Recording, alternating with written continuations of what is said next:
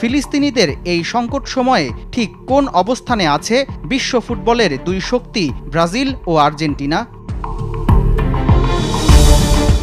গাজায় হত্যাযজ্ঞ শুরু হওয়ার পর থেকেই ফিলিস্তিনের প্রতি সহানুভূতি দেখিয়ে আসছে ব্রাজিল সরকার। গাজা ইস্যুতে ইসরায়েলের সঙ্গে কূটনৈতিক সম্পর্ক ছিন্ন করতে ব্রাজিলের প্রেসিডেন্ট লুলা ডি সিলভা গেল মে মাসে ইসরায়েল থেকে ব্রাজিলের রাষ্ট্রদূত প্রত্যাহারের সিদ্ধান্ত নেন। এছাড়াও ফিলিস্তিনের সঙ্গে মুক্ত বাণিজ্যের ঘোষণা দিয়েছে ব্রাজিল। দক্ষিণ আমেরিকার দেশগুলোর বাণিজ্য বিষয়ক ফোরাম মার্কোসুর ট্রেড ব্লকের সম্মেলন চলাকালে ফিলিস্তিন সরকারের এক প্রতিনিধির সঙ্গে এ চুক্তি স্বাক্ষর করেন ব্রাজিল প্রেসিডেন্ট। এদিকে 2010 সালেই ফিলিস্তিনকে স্বাধীনতার স্বীকৃতি দিয়েছে ব্রাজিল।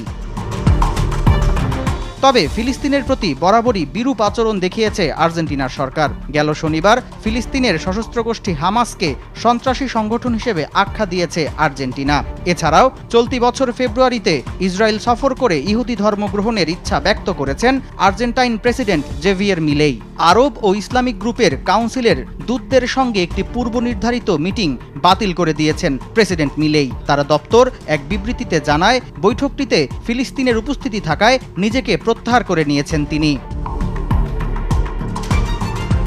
বিশ্লেষকরা বলছেন, ইসরায়েলের দখলদারিত্বের পক্ষে অবস্থান নিয়ে আর্জেন্টিনার প্রেসিডেন্ট ভুল ইতিহাসের পক্ষে অবস্থান নিয়েছেন। তবে অধিকাংশ আর্জেন্টাইন নাগরিক ফিলিস্তিনিদের প্রতি সহমর্মী।